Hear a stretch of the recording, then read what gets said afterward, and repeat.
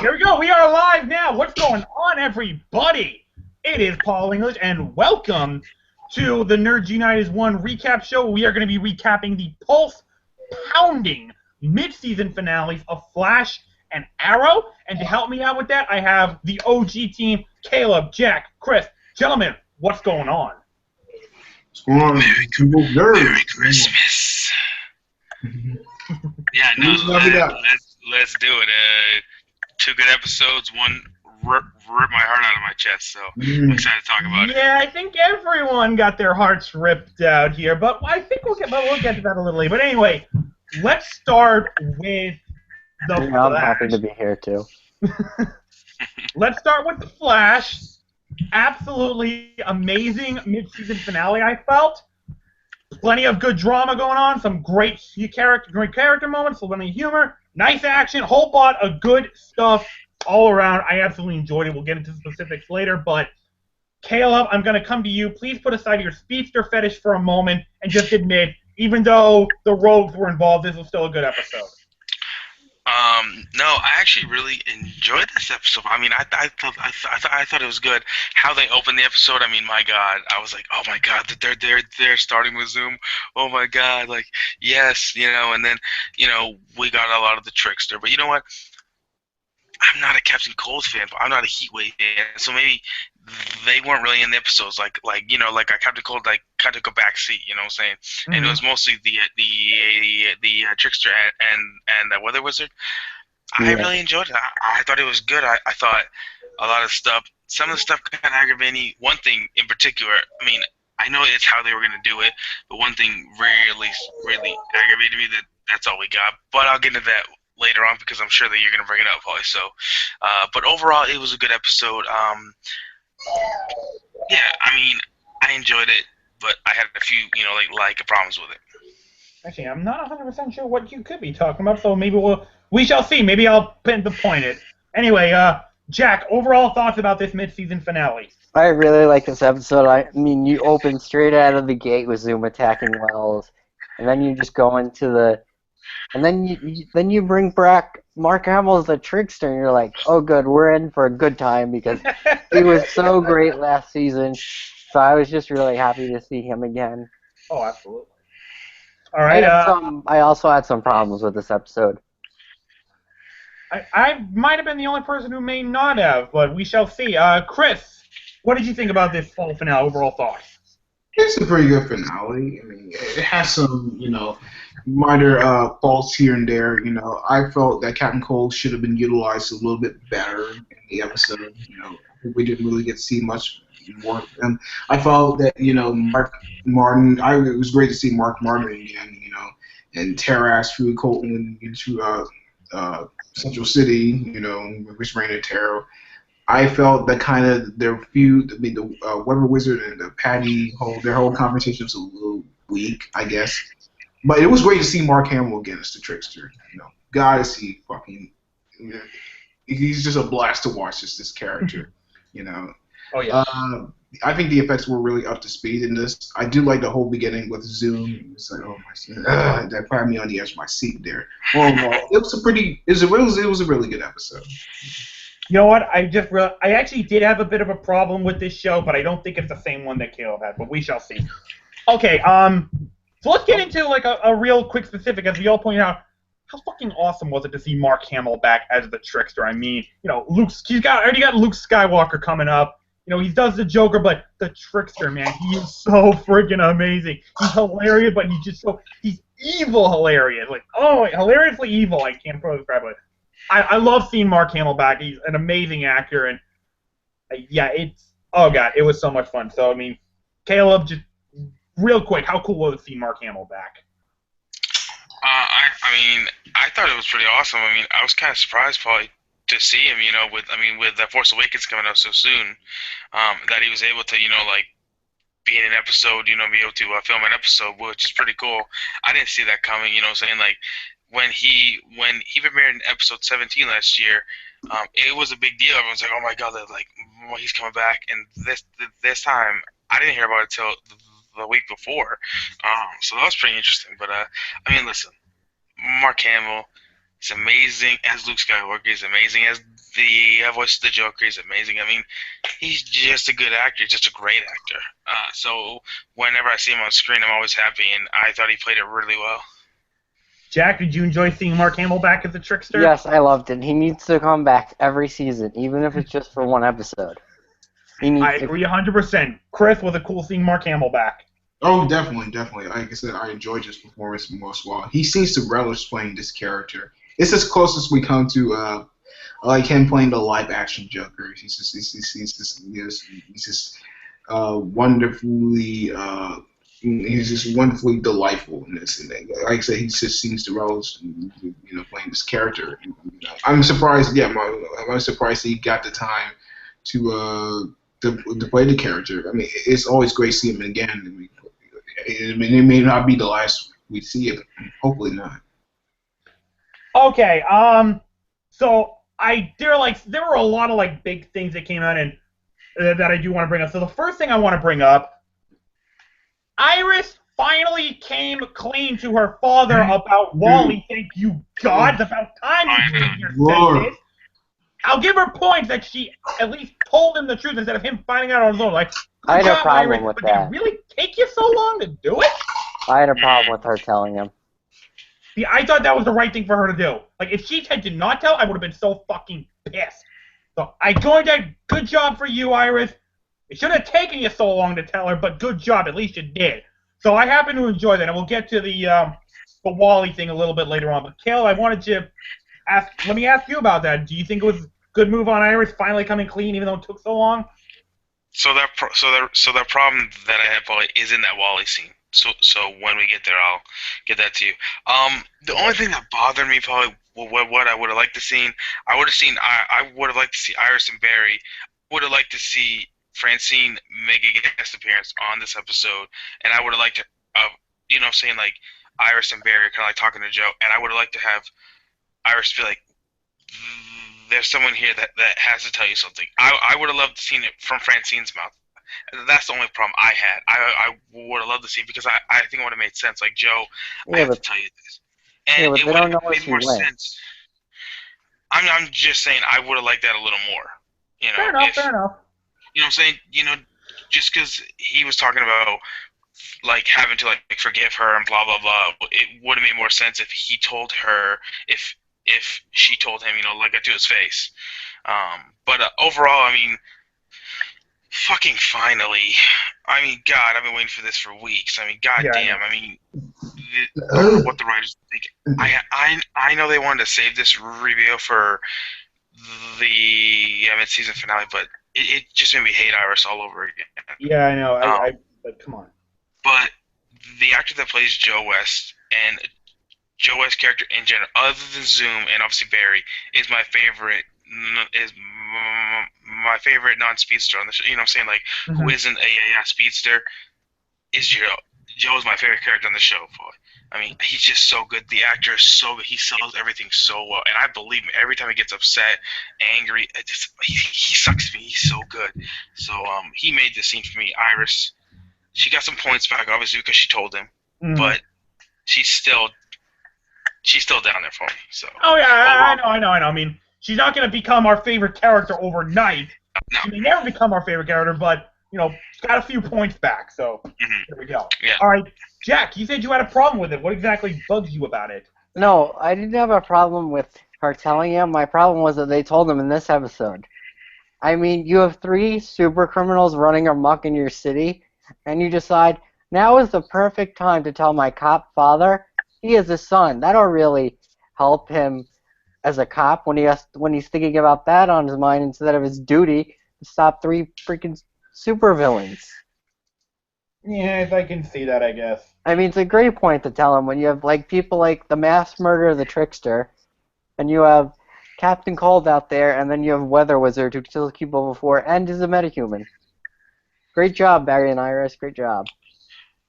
Right. I mean, we saw the ill effects of that last episode, Polly, when Oliver found out about his son, he wasn't thinking straight, and he got everyone killed. You know what I'm saying? So it's. I mean, I can see where Jack's coming from. It's not probably not the best time, but I was just glad it fucking happened. I mean, my God. I know. No, I'm How long happy are you it gonna keep it a happened. I secret, just think Iris? it was the wrong time for it to happen. Yeah. All right. Chris, what did you think about all this? Yeah, I'm with you guys. And it's like I was like, I'm glad she actually had the courage to open up and reveal this sort of thing. And she had dragged it on for because for how long she would have Too long. for how long she would have wanted to. I mean, I would have been really really angry. It's just, there's only so much you can. There's only uh. I mean, this whole thing, and she's gonna have to, yeah. We can all say that she has the road for us. Iris has been quite a pain for us, And Mm, she has some, some irritable moments here and there in the past few seasons. But the fact she went up to him and said, "Yes, you finally have a son," it's like, finally, you're actually going to have the courage to just reveal reveal this which to your father, which you should reveal. And I thought that was I really liked it that she came forward with that truth. absolutely, absolutely. Okay, so let's get to the Barry Patty stuff that happened. And holy shit, we got a whole new side. I don't know if about a whole new side, but we really saw like the depth of pain that this character felt. It was very intriguing, so very compelling. I mean, you really felt for this character, like this is the guy who murdered her, but you could feel you could see the guilt she had. You didn't, you could see it in her eyes. You could put the voice on silent. You could feel the guilt and the pain in her eyes. Like that was real stuff. I thought, this actress gave a very great performance in this episode. I think it's probably arguably the best she's been so far. But therein lies my problem with this episode. Barry, for God's sakes, fucking tell her you're the Flash! I mean, for the love of God, how long do you intend to keep this a secret from her? You already know that you really like this girl. I can't say I blame you. I'd go out with her too. She's amazing. Paul, So fucking tell her! Paul, I totally agree with you. That's what I was thinking when he's talking to her as the Flash. I'm like, fucking take off your mask, you Take idiot. your mask off, you motherfucker, for God's sake! Oh, but that was... And thankfully, it wasn't enough to distract from the episode, which was really good. But it was still a bit of a distraction. Like, Barry, for God's sake, just fucking tell her. I am so sick of you keeping this a secret from me. You obviously like this girl. She deserves to know that her boyfriend is the Flash, for fuck's sake. And she even says at the end of the episode, now, I am his girlfriend after all. Yeah, and my girlfriend should fucking know I'm the Flash, for God's sake. Barry, just tell her. I can't believe I gotta wait for the spring premiere to hear him say it, if he does. It's fucking bullshit. But aside from that, I thought Patty did a great job in this episode. Very good performance on the actor's part. Credited for there. Caleb, what did you think about the whole Barry Patty thing in this episode? I don't know if he can hear me or not, so I will go to Jack right now while we wait for Caleb to come back. Jack, what did you think? No, I really like the Patty stuff. We got to find out more about her history, how much pain she was in. But I agree with everything you said. Barry should have told her. I was basically yelling at the TV. You have a chance right there. There's nobody around. Yep. You just saved her. Just take off your mask and be like, hey, it's me, Barry. I was screaming at the TV, too. I swear to God, I was screaming at the TV like, fucking tell her! I mean, he had the perfect chance. Oh, yeah. That was a golden opportunity, and he fucking blew it like an idiot. Yeah. And they were having this great chat about things. I don't know what I'm telling. I don't know. I'm telling you. That's like, my God, just take off your freaking mask already. Yeah. All right, Caleb, you back? Hello. Sorry, I had to do something for Gretchen. I'm sorry. What was the question, boy? What did you think about the whole Barry Patty theme in this episode? Like seeing Patty's pain and like, were you pissed off that Barry did not tell her he was the Flash? Not really. I mean, I was kind of like, whatever, like, who cares? I mean, everybody else knows. Shit, Barry. Linda knows. I mean, fuck. I mean, I don't really think it matters, you know what I'm saying? A lot of people thought that that's how he was going to get her to not kill him,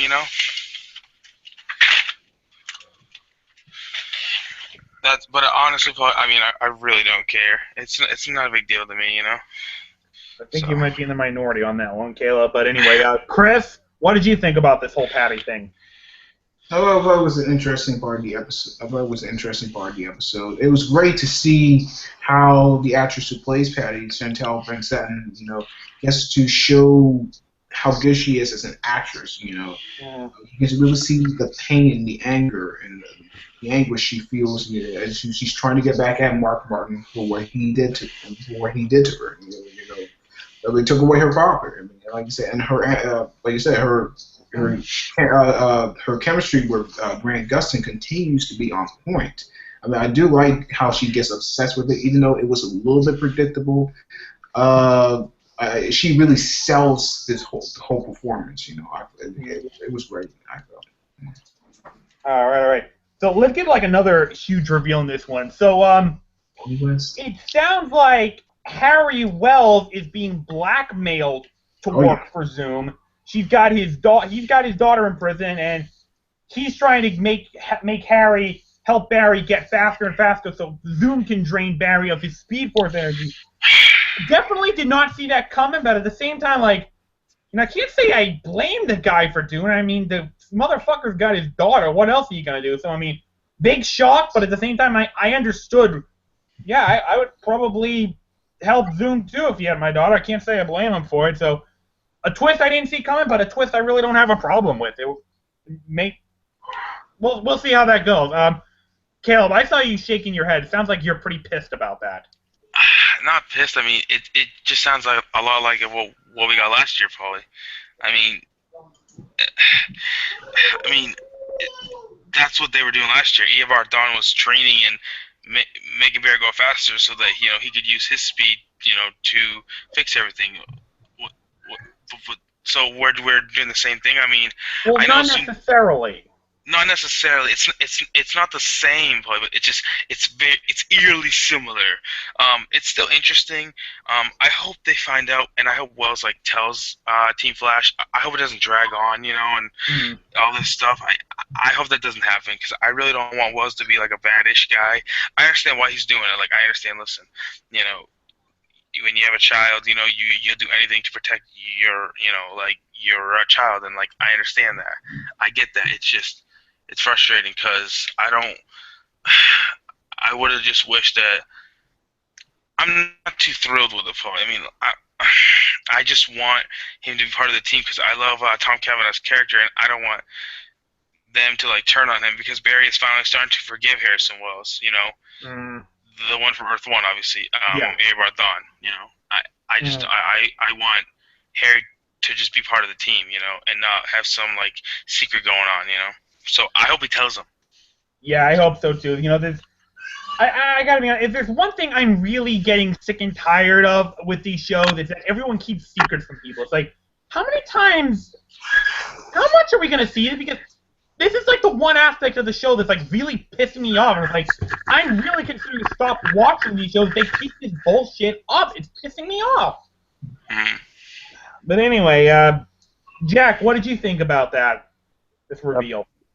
I liked it. I thought it was cool. It makes a lot of sense. I hope they don't drag on it too long because I want the team to find out about it and help him. But I thought they made it really emotional. When Zoom brings his daughter and they hug him and he just super speeds, runs her away. Yeah. Yeah, that was awesome.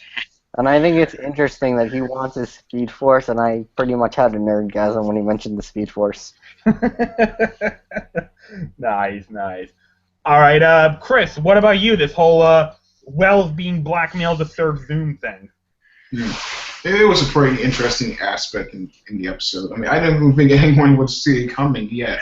Yeah, Wells was in Wells's corner. I mean, what else would you do? I mean, he would go to some desperate lengths to protect his daughter.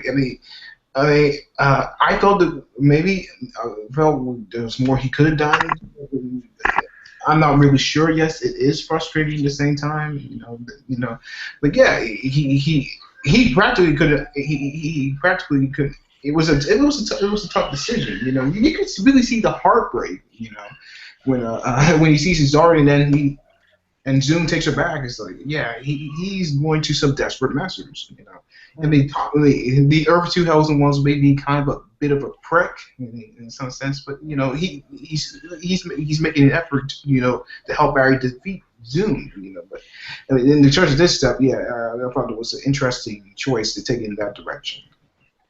Okay. Real quick before we get to Caleb's rant, looks like oh shit, Caitlin and Jay looks like they got something going on. Yeah. I still don't know how I feel about it. It's like, wow, Caitlin seems kind of quick to get over Ronnie. What's going on with that? Yeah. But all right, so let's Right. get to the thing. Cause, I'm sorry, Jack. You want to say something? No, about that. I thought it was kind of cute when he's like, "Oh, we don't have." When he's messing with her, he's like, "We don't Oh have my that on god. Earth too." And then he's like, "Yeah, we have Polly, real mistletoes on quick. Earth too. We have mistletoes on Earth too." Yeah. Real, Yes, Polly, Caleb? And I love. real quick. And Oh, no, Caleb- Jack, go ahead, I'll finish. No, Cisco had a great line when he's like, "Are you two just gonna like do something already?" Yeah, And then are it's- you and then just gonna kiss already? Yeah. Yeah, and then when they finally do, he goes, "Finally." All right. Did you want to say something, Caleb? No, real quick. So, the first thing that me and Gretchen noticed, man, the Christmas puns in this fucking episode were out of fucking control, okay? There were so many Christmas puns in this episode, it was ridiculous, you know? Like, I started counting, there was like a 4, 5, 6. I'm like, damn, okay, we get it. This is your Christmas episode, okay? Like, we understand. You don't gotta shove it down our damn throats, you know? Like, we get it. Okay, I like so that. I like that. Sorry, I just like that the Trickster was an equal opportunities holiday menace. Oh when- yeah. When the Dreidels came out, I think he said he made them out of C4. Yes. Dreidel, I made you out of C4. Yeah. All right. Caleb, I do want to get to this whole Wally thing, and I want to understand why that's got you so pissed off. Because when I saw it, I was like, Yeah. okay. I mean, we'll probably get more of this later on, but it's like, okay. So Wally's here now. All right, let's see where this goes. Okay, but you just said it, okay? Now listen.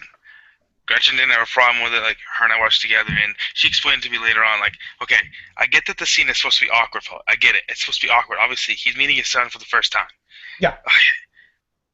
But, you know, it's it was frustrating because nobody said anything, Paul. He just walked the fuck in. You know what I'm saying? It just, like, there was no dialogue, there was nothing. There was just, I'm Francine's son. All right, come in. End scene.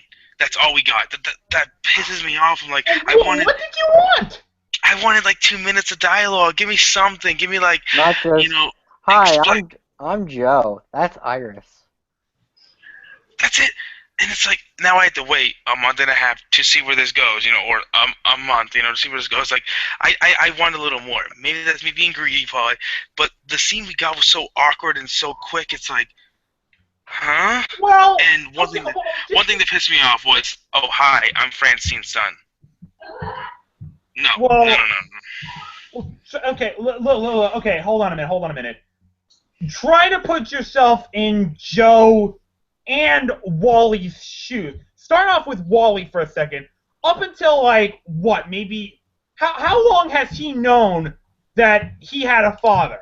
How long has he... He probably never had a clue who his father was until maybe recently. And then, put yourself in Joe's shoes for a minute.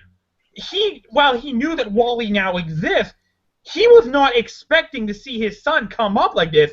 I mean, what would you have done in Joe's shoes? Like, you see this guy come up like, hi, I'm your ex-wife's son. What would you say? I've probably done the same thing he would have done, if not, like, been so stunned I couldn't speak. I had a problem I mean- with it too, though. I mean, I'm sorry. I would have said a little more. I mean, I would have more to say. Now, listen, it's definitely a nitpick. But when I heard like, yeah, we're getting Wally West, you know, we're gonna get to meet him and everything. Kinda. I mean, kinda. You see him. He's on screen. That's it. You know what I'm saying? I mean, I understand. It's like, it's making me savage. I want more. Give me more Wally. You know, come on. Like, oh, so. And man, You I don't want want to to know. become Kid Flash soon. Like, I want as less Wally as we can get. And one thing about this episode, I want to know who Zoom is so bad. Like, it's killing me. Yeah, I So was Do you believe surprised. the I theories figured- that he's Henry? Yeah, I've heard him. No, but I thought it was surprising in the mid-season finale. We didn't even get a clue or anything of who Zoom is. Yeah. Like, Right, I yeah, thought 'cause we'd at least get like something. Like even right, 'cause it it has to was be a real person. it, I mean, obviously. So even if it was someone that it wasn't, at least give us like doubt or something. Yeah. I agree with Jack. I would have loved something, cause like we were getting hints and hints and hints in season 1. You know, when it came to Harrison Wells. You know, I mean, we were getting hints every week. Every like last scene was a hint, and we haven't got jack shit for Zoom. Like no hints as to who he might be, who he might not be, just to kind of throw us off. I mean, it was literally nobody. You know. Yeah. So And then I it don't know. bothered me that Wally showed up because it's Christmas, and he thinks this is the best day to show up. Like really? It's Christmas. You're gonna go to your father that you've never met and your sister that you've never met, and just awkwardly appear at their house on Christmas night? Really? Maybe it wasn't factually Christmas. Maybe just a couple days before then. Right. Or maybe, I don't know, Francine maybe talked them into it. Like, hey, you know what would be I know what would be a great Christmas gift for your father. Why don't you go say hi? Like, I don't know. I don't know why he shows up that day. Maybe we'll find out in the Well, season premiere. I don't know. I mean, it was Christmas Eve, so I mean, it was basically Christmas. I don't know. I mean, listen, they wanted to show us Wally West so bad. I mean, listen, I'm glad they did. Probably I'm just a greedy fucking bastard, I guess. I don't know. I wanted more. Just a greedy No, you don't want Wally West. You want Kid Flash. You cannot hide your speedster fetish from me. bastard. You want Kid Flash. Give me more speedsters. I'll take more speedsters. I swear to God, if Grodd turns out to be the big baddie for season 3, you're just gonna hate the whole thing. I don't care how well it's written or acted. If Grodd's the baddie and not a speedster, you're gonna be pissed as hell.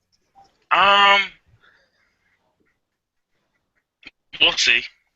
I mean, I haven't seen an episode where you know what I'm saying, I haven't seen a season where it's not a speedster, you know. So I mean, I just think like We're running out of some evil sort of speedsters like, now. there's a bunch of I mean, I don't know. I want to break some speedsters. Give me Grodd. Nah, I'm good. Give me my speedsters. I'll take my Yeah, speedsters. you missed my whole Groddgasm a few episodes ago. I wish you could have been there. That was great. I want Mirror Master. Oh yeah, we're supposed to get Mirror Master in this season. Oh, we are? Intro to him. Yeah. All right. Let's move on to. Wait, I think we should just talk about Captain Cold real fast. What's there to talk about? He was in there for like what, 10 minutes of screen time? Not much there. But we're starting to see his evolve from a villain to a hero, which we're gonna sort of get in Right, Legends because of next time we Tomorrow. see him, Paul, he's gonna be on Legends of Tomorrow. Yeah, I So- wouldn't go so far as to call him a hero, more like an anti-hero. Yeah, well, we're Yeah. starting to see that. And I thought it was great. He's just sitting in Barry's house drinking hot chocolate. That was weird, dude. That was fucking weird. What? You have was no That marshmallows. was kind of funny, actually. I got a laugh out of that. Maybe not a laugh. I would say a chuckle. Yeah, I thought it was funny. It's just awkward. Barry just goes home. There's Captain Cold just drinking hot chocolate. All right, Paulie. I think it's time that we get to the big episode, though. I mean, this episode of Arrow was. Oh. Oh boy! Oh. Yeah, we did a shit ton to talk about here, isn't there? Fuck. Yeah. All right. This episode, I think the first thing we need to bring up, Damien Mama. Darth is Darth Vader. Where'd you get that? He did the Force choke. Ah, yeah. Overall, and guys, try to keep into the spoilers later on, but wow, what an intense, amazingly well done, and yet surprisingly hilarious mid-season finale of Arrow. Aside from this, something that happened near the end, I absolutely loved it. It was incredible in almost every way. Wow, great fucking episode all around. So, guys, like I said, we'll get to the spoilers later, so try to keep the overall thought spoiler free. So, Caleb, what'd you think of this episode of Arrow? Woo! I mean, this shit was crazy. So many things happened. Like, one thing happened in the end that I was so happy about. I was like, oh my god, cheering. And then 2 minutes later, something else happened that fucking rip my heart out. I mean, I've never had that happen. I mean, it's just like it's a lot like last year, Paul. You know how last year I thought the Flash was better, but Arrow's ending was crazy. When he got stabbed by Ra's al Ghul. This year, I think I like Flash a little better. The ending for Arrow was so much better. So, I mean, overall, fantastic. I can't wait to dive in and start just dissecting everything that happened in this episode because it was really awesome. Yes. All right. Get to it, but try to leave it out for now. What did you think of this episode? It ripped my heart out. I knew it was coming because I asked Caleb because I knew if it was a certain person, I wouldn't be able to handle it. I needed to be prepared. But it was a really good episode, and it just assures us Damien Darhk is a badass. He is indeed the ultimate serious badass. All right, Chris, what did you think about this episode? I mean, by far, this is probably the best episode of the season. It had a significant amount of tension in it, and the action was the action was pretty well done. There was some terrific performances in it, especially some performances that made me scream at the TV more than once. But yeah, overall, I thought it's definitely up there with the show's best. I would agree with that. Okay, let's get to something a little bit small that I think is going to get a lot bigger as the season gets on. But let's talk about Diggle's brother for a minute. Was it just me, or is this guy proven to be just like a giant dickhead? Like, is this guy not the hero that Diggle remembers? Is he just a giant fucking nut job? What do you guys think about that? Chris, I'll start with you. I mean, I don't know where to deal with him as Andy. I mean, maybe his experiences affected him more than we thought. I thought it was a kind of an unnecessary part of the episode. I just don't really see where that's going. I mean, there's got to be a reason why he's got to be alive. Yes, he's been brainwashed by Damien Darhk, but like I said, psychologically, it may have hit him more than we know. I mean, it's just maybe that's why he's so thick at this point. But really, I'm not sure where they're going with this. And we shall see. Jack, what did you think about the whole Diggle and Andy thing? Yeah, he's kind of being a dick for no reason, but I don't know where it's going. It's going somewhere. But I read an interesting theory online that they think that maybe Diggle will die, and that Andy will sort of become more of a hero and get some retribution, which I thought was an interesting theory because we don't really know anything about Andy, like why he's there. Like, was he mind controlled? We still don't. We think he was, but it sounds like he kind of likes what he was doing. Like, he was a bad guy before anyway. Yeah, we shall. Yep. One thing I really did like though was they said that even Deadshot thought he was dead, which I liked No, they say that Hive gave Deadshot the weapons that he used to kill Andy. Okay. Which I liked because it was like, Deadshot's a master assassin, so he would know if the guy's Caleb, still what did alive. you think about the whole Diggle and Andy thing? I don't know what to think about this Andy character. I mean, I really don't know what to think. I mean, what's the point here? Like, what are we trying to do here? I mean, is this guy a douchebag? Is he under control? I mean, I just kind of figured that he was still mind controlled. He took the yellow pill. I don't really know. I mean, I don't really see the point of this character. I mean, is he gonna redeem himself later on against Darhk? I don't know. Is he gonna still rebel against Arrow? I mean, I don't know. I mean, maybe he is just a douchebag. Who knows? Probably. I mean, I really don't know. I mean, this character, he's so like mysterious. You know, like I was happy when I found out like, oh shit, like his brother's alive. But then I was like, Wow, maybe I wish he wasn't. are they gonna do something with him? You know? Yeah. So we'll see.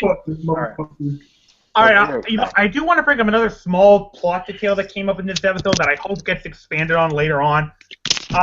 Malcolm brings up, again, the fact that for whatever reason Thea was able to repel Damien Dark. He still doesn't understand why, and he's got the entire League of Assassins trying to figure out an answer. I did think this moment was rather interesting when, Malcolm says, Thea, we're dealing with power, they don't do it. Just please be careful, and Thea's like, I'll pinky swear I'll be careful. Like, okay. But, okay, I really want to know where this is going. How did Thea seem to repel Damien Dark? I thought that was a small way to bring it up, and I hope they expand on that later on. I want to get you guys, quick thoughts about that little plot bring up, and do you think it'll go somewhere? So, Kale, we'll start with you on that. What did you think about that whole plot bring up? I don't know. I mean, it's quite interesting, isn't it? I mean, and didn't Merlin say that it didn't have anything to do with the Lazarus Pit? Yes, it wasn't because she wasn't because she went into the Lazarus. So I'm like, so what is it? I don't know. Like, I mean, I don't know. I mean, it's interesting.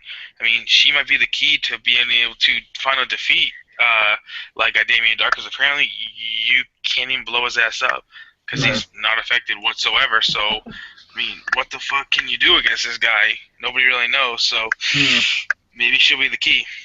I mean, there's just so many mysteries on Arrow right now. Yeah, I know. It's a pretty big mystery. Jack, what did you think about that? Are you hoping to see some more on this, hopefully? I think we definitely will.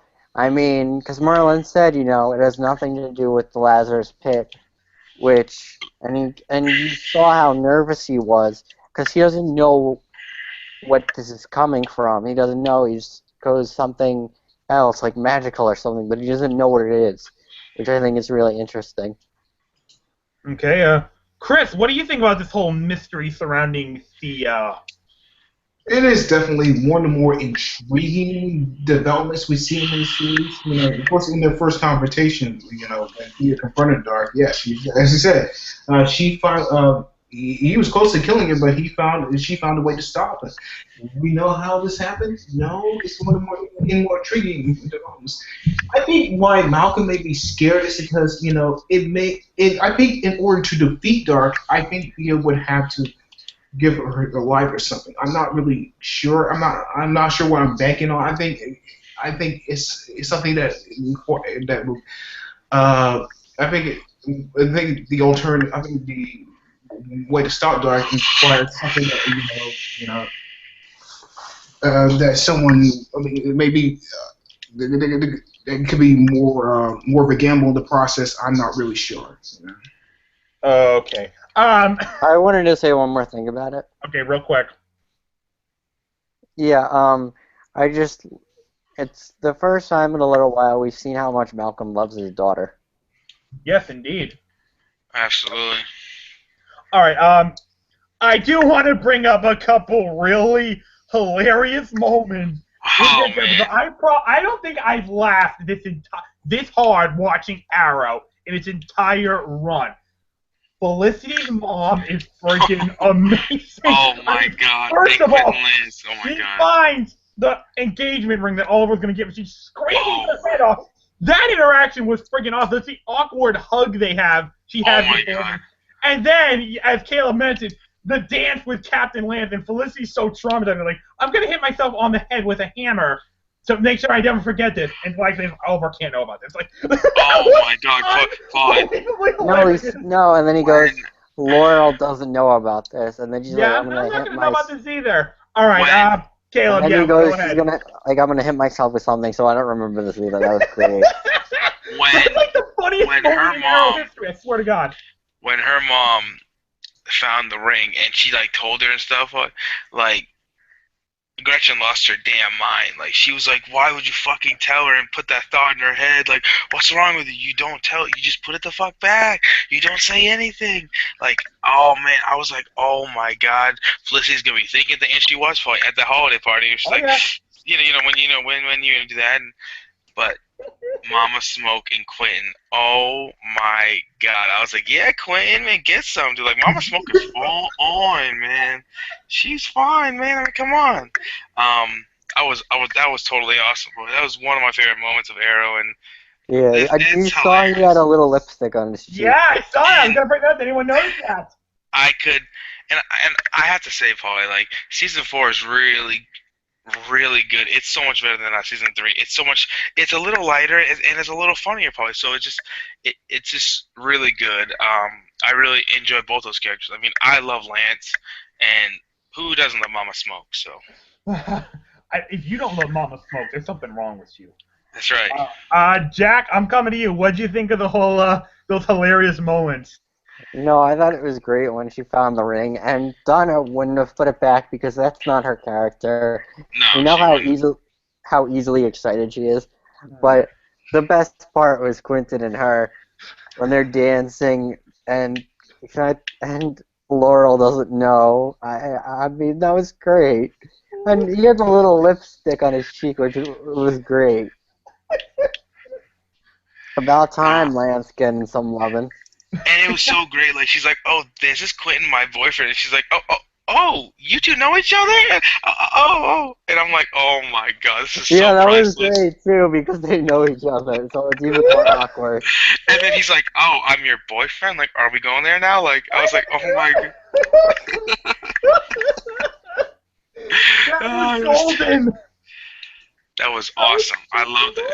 I love it so much. All right, Chris, go ahead, man. How funny was With Marcus and with Mama Smoke and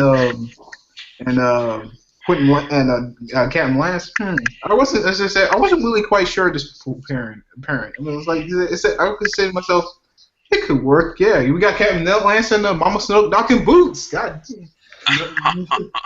The Captain Lance be hitting that. Man, I come on now, bro. didn't know he was a stud. What he said.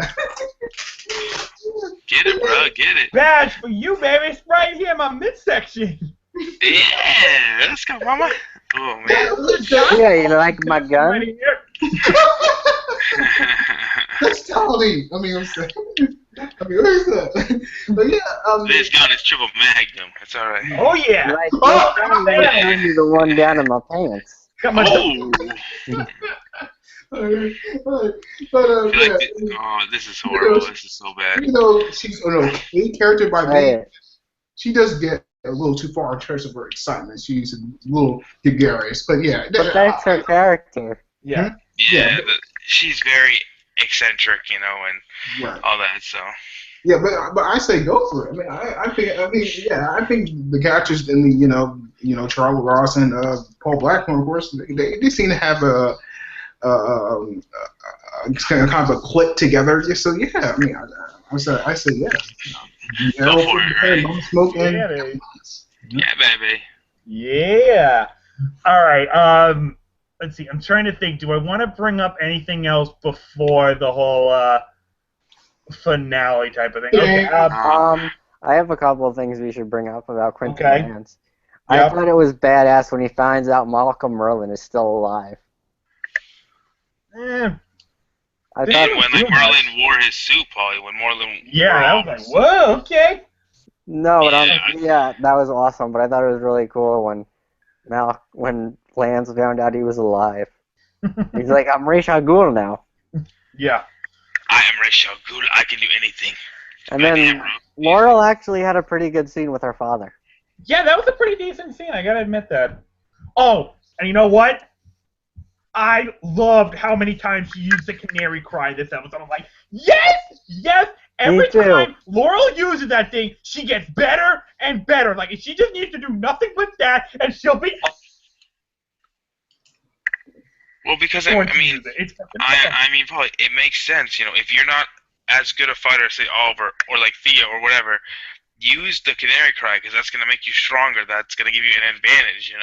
Like hello, if someone's holding their ears because their ears are bleeding, and then you punch them in the face, you'll be better. Like Yeah. it's just like I mean it makes sense. It makes her Black Canary. Yes. A canary cry, man. Oh, and we got to talk about Oliver just going out the gate. Damien Dark is the leader of 5. This is the only new picture. Oh, dude, that was ballsy. Yeah, that was like, whoa, did that just happen? It was one of those moments. Well, it kind of reminds me of what Diggle said a couple episodes ago. We have to defeat him in the light.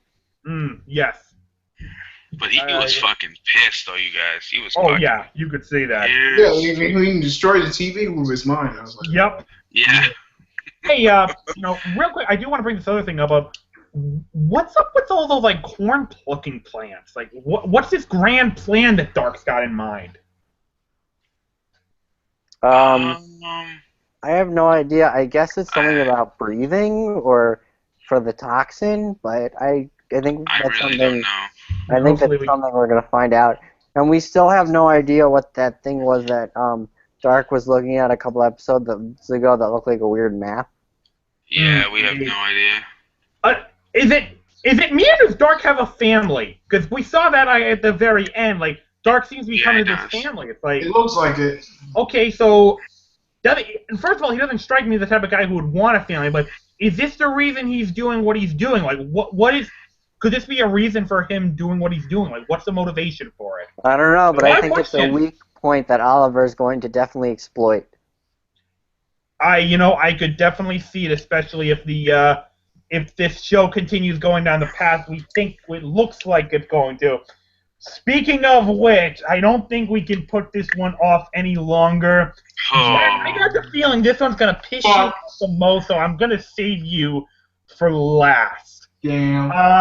Wow. Way to ruin Oliver's happiness, Arrow Riders. You find he proposes to the girl of his dreams. She says yes. He's as happy as you can possibly be, driving off into the sunset as happy as they can be, and then some hive goons show up and turn their limo into Swiss cheese. To drive the car to safety, but Felicity got hit a couple times, and she looks pretty banged up. Doesn't look like she's going to make it. It's not official yet, but let's just say it does not look good. Until I see her name on that gravestone, I'm not going to believe it. In fact, I still don't believe it. I still think it's gonna wind up being someone else in that grave, but they're sure trying to make us think it is Felicity. So, Caleb, I will get to you on this. Oh man, Paulie. Oh boy. This was something that I did not see coming whatsoever. It's blindsided the fuck out of me. Anything real quick about this scene that kind of bothered me. So Felicity got pulled down by Oliver as soon as they started shooting, right? Yeah. And then he jumps in the front, right in the line of bullets, and is able to drive the car to safety. Of course, he doesn't get hit with any bullets. Of course not. But Felicity, who was down the whole time, gets hit like 2 or 3 times. So, arrow logic, whatever. It doesn't make sense, but whatever. But what's so frustrating, Paul? Okay, I didn't think she was gonna die at first, okay? But then, of course, you watch the promo for the next episode, and okay, whatever. Like, she's going to the hospital, she's in like critical care. But then they had to slip in that fucking grave scene, Paul, and Oliver crying, and I was like, those fuckers, they wouldn't dare. They wouldn't dare. One reason I don't think that she's dead, Paulie, we are getting her father later on in the season. I didn't know that. I don't think that they would bring her father on if she was gonna die. I mean, she might still be dead, and that grave scene takes place like 6 months later, and it's only like 3 months.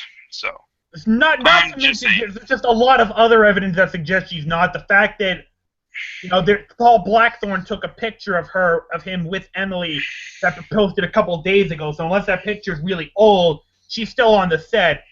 Plus, at the premiere, when we see that scene, Oliver might be sad, but he's not like bawling his eyes out. Plus, if that is Felicity, Barry would have been bawling his eyes out too, because we know how much he cares for her. Right. It's still possible, yes, but at this point, I highly doubt it.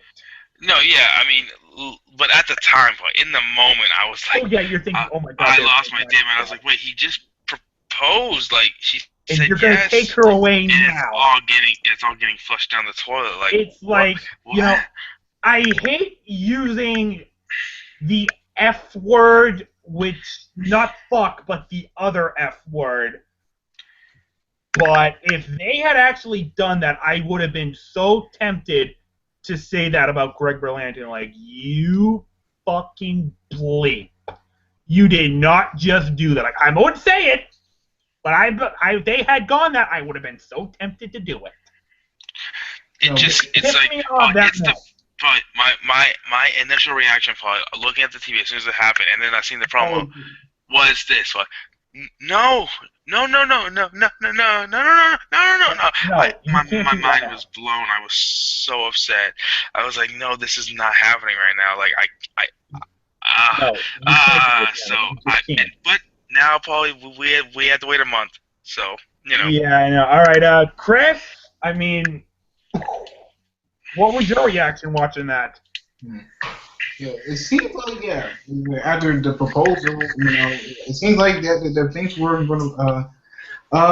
It seems like all the excitement and the madness was going to calm down until nowhere these trucks come pulling up and just it's like that scene that I don't want to compare it to The Godfather. I mean, how could I compare it? Yeah, it's like they open fire on the whole limo, and it's just like you see Felicity mortally wounded. I was screaming in tears. I was shaking. I was in disbelief. It's like a Felicity of all people. It's like it can't be. It's just like Felicity is such a key member of the whole group. I mean, I still don't believe it's her in the grave.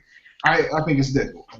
Or Captain Lance. I mean, or possibly Diggle. I mean, it's just I just was completely stunned that happened. I was like, oh, I was just like.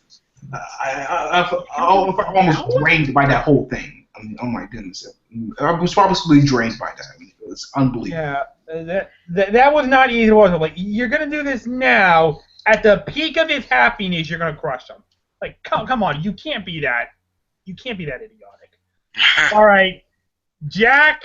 I have a feeling you have got one Mondo rant coming because. No, I don't have a rant. Wow, I am stunned. But anyway, because I don't think. Where's yours? Go ahead. Well, so I was at work yesterday when this episode aired, so I couldn't watch it till later. So after it aired, I messaged Caleb and I'm like, "You have to let me know in advance if Felicity gets hurt, because I won't be able to handle it." So he told me, and I was waiting the entire episode for it, and I still was upset. And then they show you the promo, and it's like. But then I was thinking about it. I don't think she's dead. And then I remember hearing on some people and some I'm in some Arrow groups, and people are saying I think she's supposed to get a code name in an upcoming episode. So I don't think she's gonna die. And we still have her father, so they're not gonna bring out her father if she's dead. Right. Mm-hmm. I think that this was just like an Arrow bait and switch mid-season finale. Like, fuck you. We could do this if we wanted to, kind of take our breath away, How could we shock the fans, let's show them that one of their favorite characters could possibly be dead. And it worked. And it worked to perfection. Yeah, they just better not do it, because, I mean, you fandom award. What does that tell you? It tells you the fans care about Felicity, otherwise they probably wouldn't have kept her on as long. So I mean, yeah, that scene was hard to watch. Not to mention, it wound up ruining my second favorite Christmas song of all time. I don't think I'll be able to listen to Little Drummer Boy anymore because now I'm going to be thinking about that scene. It's like, you motherfuckers, You ruined Little Drummer Well- Boy for me, you goddamn dickhead. I mean, What do you think about there was no way I thought, you know. Fuck with Orange. I mean, there's no way, Paul, that they were gonna kill. I mean, like her character started out in season 1 started out as a side character. Like she wasn't gonna be around long, but everyone loved her character, so they made her a series regular. You know, her character has just grown and grown and grown. I mean, last year she had took a step back, but she's right back on track this year. So. I agree. And it's like, you know, And I think she had so many great moments in this episode, like telling Oliver, like, listen, don't be afraid. If you love me, then love me. You know, like if you want to marry me, then just marry me. You know, don't worry about, you know, if I can be in this life because I chose this life because I want to be with you. You know, and I was like, you know, like damn, okay, like here we go. yeah. I love you, like, Felicity. Yeah. Wow, that's you know, Jack and I have said it all the time, but I think that's the first time I've heard you say that you love her, Caleb. Hey man, she's. This episode hit me hard, Paul. I didn't. I was like. Yeah, no, like, emotional one. I don't want the writers. I mean, listen, if they end up killing off her character so that it's gonna pave the way for her to be with Laurel, then it is what it is, you know. But Like I was may, telling- if they do that, I may stop watching the show. like I told Crystal last night, I was like, you know, I was just like, you know, they might be doing it, you know, for that reason. I was like, I just threw up in my mouth a little bit, you know, like. Look. Here's the thing. I mean, I know that Oliver wound up marrying Laurel in the comic books. I get it, but Right. even Greg and Andrew have said, you know, this show is this is not like a page word for word adaptation of the comic book. It's loosely based on the comic book. So just because Oliver and Laurel got married in the comic books doesn't mean they're going to get married on this show. They And could still divorced. do Oliver and Felicity if there's enough fan demand for it. You know, the fact they got that Ship of the Year thing, you know, maybe Greg feeling the pressure from the fans, like, hey, the fans want these two to be together. Maybe we should keep them together. Right. I mean, I don't know. You know, they're gonna do whatever they want to do. You know, but you know they should listen to the fans, but some shows just don't. You know. Yeah, I hope Greg Berlanti's smart enough to realize, hey, listen, without fans, we don't have a show, so maybe we should listen to him a little bit. He wouldn't make that choice. She's quite, you know, she's quite a hit with the fans. Let me go that far. Does anyone else have anything they want to bring up regarding Arrow? Malcolm wearing the suit was badass. Indeed it was. His fight, I mean, Damien Dark is a badass. He freaking blew him up and he's still alive. Dude, Damien Dark is like his actor, the actor that plays him. I think his name is. Yeah, he's awesome. Indeed. He is I absolutely actually thought fantastic. Malcolm was gonna die. No. When I he would did his hate- force joke by Damien, I thought he was gonna die. I would hate if they killed off Malcolm. No, I would he's too, but I thought it was gonna happen. one of my favorite characters on the show. I think they should kill Thea. You know, it still very well could be her in the grave. Well, I think because if they kill Thea, that means Damien's gonna get more involved in this fight, and he might actually bring the League in.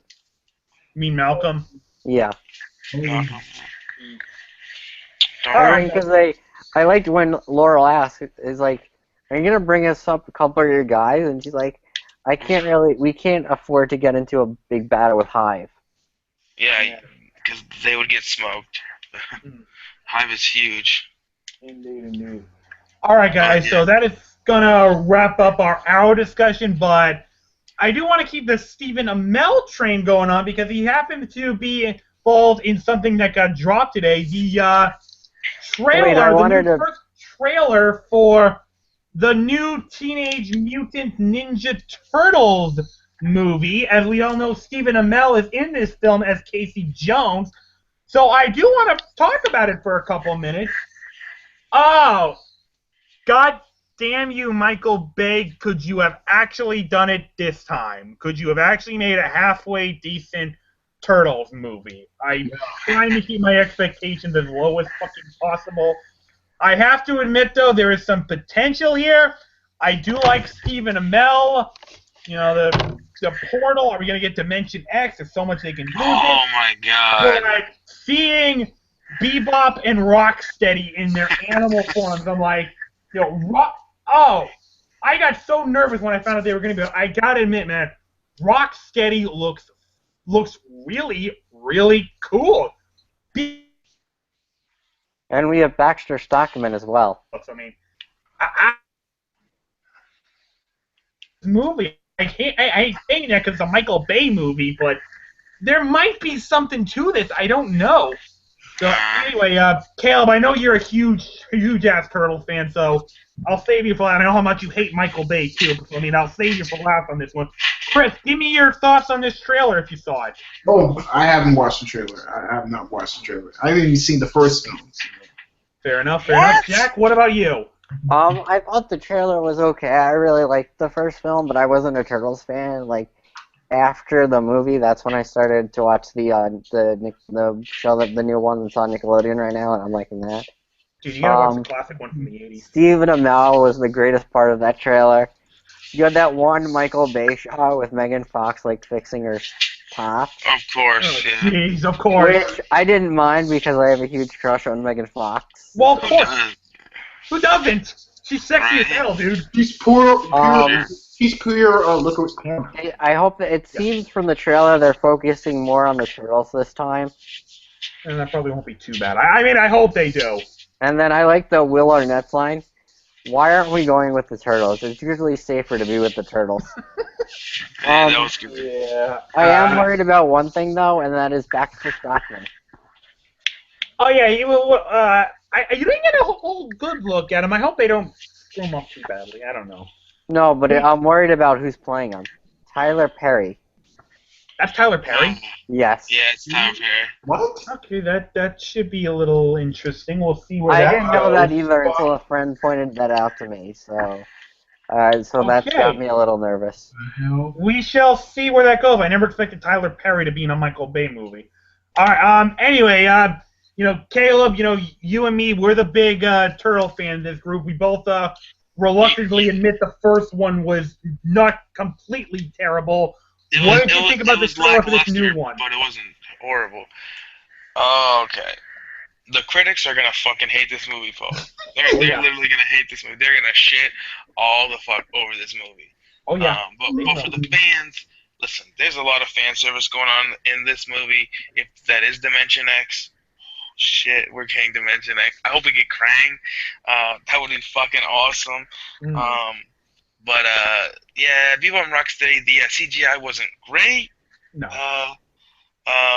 But whatever. I mean, The it was film's whatever. also not done yet, probably. Yeah, exactly, and it hasn't come out until next year. So I mean, there's also a ton of work on it. Of course, you had the Michael Bay shots. Of course, I mean, Of course. overall, hey, listen, I think this is gonna be a popcorn, kind of movie. It's not gonna be like a it's like any Oscar contenders. No, God, no, of course not. That's not why they're making the movie. I mean, the Turtle Van looked like, what the fuck was that? Was that a garbage truck? Yeah, like what the fuck? That's not the They Turtle made the Turtle Van. Van out of a garbage truck. I don't know. I But, like like, the Turtle Van. But like, didn't we get the Turtle Van in the last movie, Paul? So what the fuck is this thing? Is this like the Turtle Tank or something like that? I don't know. I don't know. Stephen Amell's Casey Jones. Oh man. That's why Oh, we're here man. for it, right? Obviously. I That was so the happy. best part when he Like, took all those guys out with the hockey puck. That's what Casey When Jones does. I was like, oh my god. When he took off his mask, I was like, oh man, I would have loved for him to say, oh, I'm Oliver Queen. That would have been hilarious. There's actually a meme on that on Facebook. You can I'm find it. Green Arrow. Like like she's like, how could you whoop all those guys? Well, I'm Green Arrow, bitch. Like hello. Oh my god. But then I'm Mikey. So are you guys like a thing? Like Mikey needs to shut up. Because remember in the last movie, him fucking singing to her and shit. You and me fucking hated You that. ruined a great moment when that van blows up Vernon's car. That was awesome. That's like the Oh only my good God. bass explosion I've ever seen. So he needs to like shut the hell up because every time he talks, it just infuriates me. I Well, know. it's overall, different in the everybody, cartoon because in the Nicktoon again, cartoon, Donatello it's likes gonna it. be a movie that the critics hate, but I think us as fanboys are gonna like it. What I'm saying? As long as they don't have a shitty first half. No, I'm sorry. A shitty second half. Yeah. Sorry, a really shitty second half. You know what's sad about that last movie, Caleb? What? What's really sad about it? To its credit, they did give us what none of the other films gave us, an actual final battle against the Shredder on a rooftop, just like in the comic books. Right. That's sad, really, isn't it? Yeah.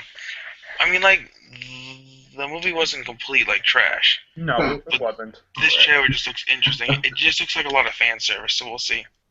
Yeah, we're getting a lot of people. I think Shredder's daughter's in it too. Oh, Yeah, so we'll see. Yes, we shall see. Okay, speaking of other fan service, Chris, Jack, if you want to chime in on this, feel free, but this is kind of just for me and Caleb. So, as you know, I think Caleb and I might have remarked about this in an earlier, main episode. Power Rangers movie was only going to get a $35 million budget. Like, Saban, you fucking cheap ass. Well, maybe that's not entirely true. According to an article that was released yesterday on Forbes, if it's true, this new Power Rangers film is actually going to have a budget of $75 million. And when I saw that, I'm like, well, if this is true, then maybe there is some potential for this movie after all. I mean, we'll have to see, obviously, but there might be something to this if that's the budget. So, Caleb, obviously we're the big Power Ranger fans here, so give me your thoughts on that. I mean, I hope so, Paul. We'll see. Everyone knows, everyone that knows you and me probably knew when we saw that 35 million, we just rolled our eyes and we're like, I'm Saban being cheap as fuck, because that's what he's known for. I mean, yep. Look what he did to the Legends War. I mean, it was fucking horrible.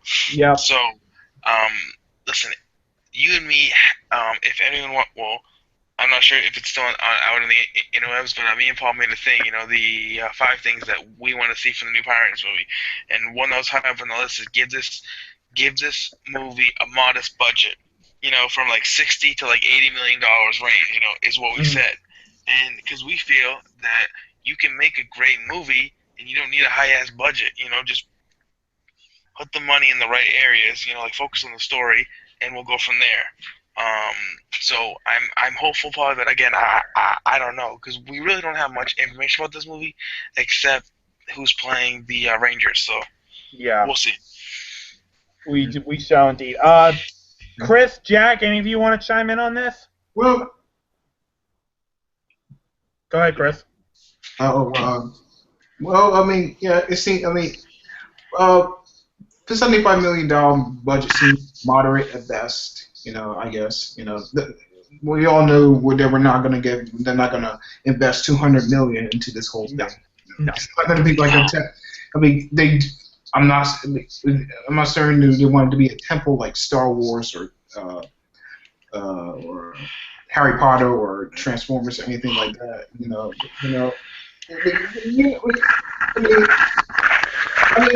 Yeah, we don't know much about this movie. I don't know if I have a mild interest or a mild curiosity or anything like that, or nothing at all about this movie. But yeah. At least there was supposed to at least making some effort to put some more money into this thing. To give it some kind of production value or something, if there's any at all. I'm not certain there are people going to see this in droves, but probably the people who grew up with this series, like you and I, Caleb, are probably going to check this film out. But at least he's making some kind of effort. Because I understand. Yeah, he's a businessman. He can half an shitty ass moves. Yes, he can make some. He makes half-hearted efforts. Mm-hmm. At least he's dumping some more money into this whole thing. I mean, Lionsgate can put some money in, this. I mean, they got all the Hunger Games money, use some of that Hunger Games money, and you'll be alright, it's okay. if the story is good, Paul, and there's good word of mouth, this movie could easily make $100 million over Oh, I a agree. long run at the theaters, and you're I making your agree. money back that way, because this movie can have a good run in the theaters if you do it right. Because there's so many kids out there that still love Power Rangers, and like kids today, like obviously not like our kids, but I'm saying like people like us today, and Mhm. the young kids today. There's a huge like market for this kind of movie, because I agree. there's huge nostalgia, and then there's the kids from today that want to see this movie. So There is. I agree. I agree. Jack, did you want to chime in, or are you good? No, I wanted to chime in. Okay. It seems like they have some sort of faith in this movie. I wonder where the budget's going, because it looks like it's more going to special effects and stuff. Because it doesn't look like it's going to any of the actors. Right. Yeah. Hopefully it goes to the script. Like, I wanted to go to the script, and I want to go to like the set pieces, and I wanted to go to models. Okay. I mean, Caleb and I brought this up. It's not up anymore. I think we might have to redo this, Caleb, because it was on like our deleted fan page. But one of the things we wanted in this new movie was limit the computer effects and make it see the thing that Caleb and I really loved about some of the older Power Ranger scenes. Like if you go back to from like Mighty Morphin up to I would probably say Time Force, the Zords and the Megazords, especially from Mighty Morphin to Galaxy, were all like what's the word? They're models. Like models they would like you combine together themselves. Then when you get to like Lightspeed and Time Force, there was some computer animation, but for the most part they were still models that they would move around themselves. It's only when we get to Wild Force that they start we're all CGI. And if Caleb and I were talking like one thing you want to see and the Zords from the old days, they look better than the newer ones. They just do because they were actual models. You were there. There was not a computer image. And that's one thing that Caleb and I brought up that we want to see in this new movie. Like, you want to do a little computer animation, that's fine. But make the Zords model. Give them detail if to you it. want to go Make with them like look the good. Lightspeed rescue mod, I mean that was perfect. I mean those Zords look really cool. The I hate Zords look worse as you go further, like a forward in time. They look worse. Yeah. Because the digital effects are cheaper. Yeah. They are cheaper to do. They are cheaper to shoot, obviously. So that's why they did that. And that's one of the things that I love about Power Rangers. That's my favorite thing. The Zords, the Megazords. Yeah. I mean, that's a huge appeal for kids. So Mhm. I think that you've got to focus on that and your story. Mhm. One of these days, Paul, you and me will focus an episode of Energy Night on that, Paul. And Yep. we'll, but I mean, I just hope that it's correct, because if this is correct, they can easily work with that kind of budget. That's easy. So I mean, they're pouring more money into this project. Maybe they're approaching it with a bit of skepticism. And I hate to break this, to you guys, but they may not go to the practical effects or models. They may use some kind of something. You may do something in the area of design by making actual sets. But the business, the visual effects business has changed since '91. So use whatever cheaper. yeah, of course. It's computers. I mean, Unfortunately. let's hope it doesn't go into overkill. But I just I don't see them bringing back traditional techniques. It's sad. Why not? JJ did it. Yeah, Star Wars. that doesn't mean everyone's going to go with that approach. Yeah, what we've seen from the I Star think Wars if series, like Star Wars good. does well, then we could see a return of that. Yeah, we could see like a model CGI hybrid or something if Star Wars does really well. Which would be great, and we all know that Star Wars is going to do well. Oh god, yeah. There's no question about that. No question at all. All right. You know what? There is one last thing I do want to bring before we close it out for tonight. I think it was yesterday or the day before. Chris brought this up to me when I saw it when he saw it posted on Nerdy Night 1. I think it was you, Chris. A teaser trailer for Steven Spielberg's adaptation of the Roald Dahl classic, The BFG.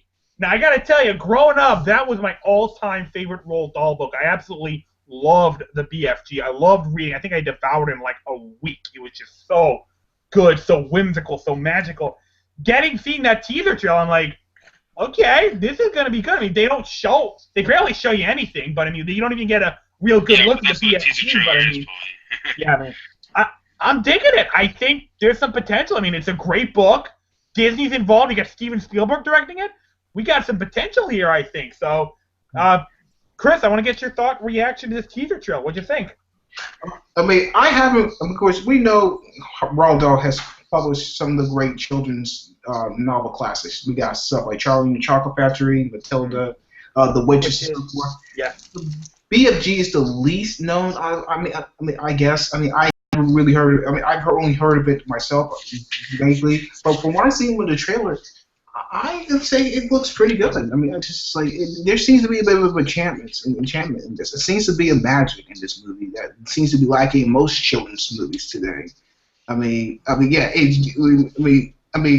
I don't know if they're going with the old adage of movie marketing where it's less is more, but with this trailer, they showed you in some little snippets of it, but in an effective way that makes you curious in a sense, you know. But I dig this trailer. Cool. All right, Jack, have you seen it? If so, what'd you think? Yeah, I don't know if I read the book. I thought it was okay. I'm interested in who's going to be in the cast. I know Bill Hader's in the movie. He's playing one of the evil giants. Yeah. Mm-hmm. And that was the only name I remember. But it depends on the girl, if she's any good or not. Oh yeah, that is going to depend greatly upon it. Caleb, did you see the teaser? No, I haven't seen it, Paulie. I've never even heard of that book either, so. Okay, so I'm the only person in here who's wound up reading it. I've heard of it a few years ago. I've heard about it a few years ago, but I didn't read the book when I was a kid. I didn't read that book. I didn't hear of it when I was a kid. I didn't hear about it until. I haven't read a book in like 15 years, Paulie. It's been a long time. So. Guys, get the fuck down to your local libraries, find it and read it because it's amazing. I'll ask. Hold on one second, Paulie. What was the book called? The BFG by Roald Dahl. Hold on, Paulie. Can I get that one more time? The BFG by Roald Dahl. The BFG. Yeah. BFG? Big Friendly Giant. Well, I mean, the shit ton. She's never heard of it either, so. Is it the big fucking giant? Let me stop. Yeah. Whoa. Caleb, listen, look, you cannot have your children grow. If you did not read Roald Dahl growing up, I pity you. But you cannot have your children grow up without reading Roald Dahl. So what I recommend you do is take your daughter, both of them, down to the library right now. In there and have her read it because they are some of the best goddamn children's books of all time. I've read Roald Dahl before, bruh. I've read him. I'm just saying I haven't heard of that book. Oh, jeez. Your children have to read Roald Dahl, Caleb. If they have not read Roald Dahl growing up, it's not going to work. They're going to be sad. It's not gonna work, Rich. Not gonna work if they don't read Roald Dahl. Okay. You got to read Roald Dahl, man. You got to read. Gotta read Roald Dahl. Charlie Okay, and the Chocolate Factory. I think James and the Giant Peach was one too. BFG, The Witches, Danny Champion of the World, Boy Story. Just man, so many amazing books. All right. Let's wrap it up. I'm gonna have all my children read BFG or Roald Dahl. I'll tell you that. All right, guys. So Wait, I have one more quick thing. Okay, real quick. Tomorrow, the first trailer for X-Men Apocalypse comes out. Yes. We got to check that out. I'll have to check that out at some point. All right, guys. So that is going to wrap up our Flash Arrow recap show. I'd like to thank everyone for being here. Chris, it was an absolute pleasure having you here. Mm-hmm. Like I said, great doing this with you, Paul and Caleb. I mean, great doing this with you guys every single week. It's always a blast. Jack, it was a pleasure having you here. Great to be here talking about that show. It sucks we have to wait to find out what happened for another month. Yes. Damn. Yeah, I know. Caleb, my brother, as always, it was a lot of fun. Yeah. Real quick, guys. It's kind of upsetting. I want to let everyone know this could possibly be Paul's final recap show for a long time. Just want to bring that up real quick. Another thing, real quick. We will be moving the recap show to either Friday or Saturday. I got to get with Chris and Jack, and we're going to figure out a time because Legends of Tomorrow is going to be coming on Thursdays. So Okay. we can't have it on Thursdays anymore. So we will let everyone know that when we have that all figured out. But anyway, Paul, always fun. Like everyone said, it sucks that we have to wait so long to find out. So Yeah, I was gonna bring that up. Caleb kind of beat me to the bunch. It's kind of sad. This very well could be my last recap show. As you all know, I'm starting another school. Starting at another school next month, and I'm gonna have an even busier schedule, which means I gotta take a hiatus from the show, and I'm probably not gonna be here when the shows resume, and I may not be done by the time the finale there. So, it's kind of sad. But if this should prove to be my final recap show, I just want to say it has been such a thrill, such a pleasure talking about these two unbelievable shows with you guys. And I want to thank you all for making this such a part of my life for the past year plus. And I especially want to thank you, the fans who have been watching us this whole time. It's been so much fun to share our thoughts about these two amazing shows with you guys. And yeah, I'm gonna miss it. I really am. I'm gonna miss talking to you guys about them. I'm gonna miss being on here. It's kind of emotional. I don't want to be crying on air, so I'll wrap this up right now. Thank you all very much for watching. These guys will see you all next month. So for the last time, what might be the last time, I'm signing off on the recap show, guys. Have a good night.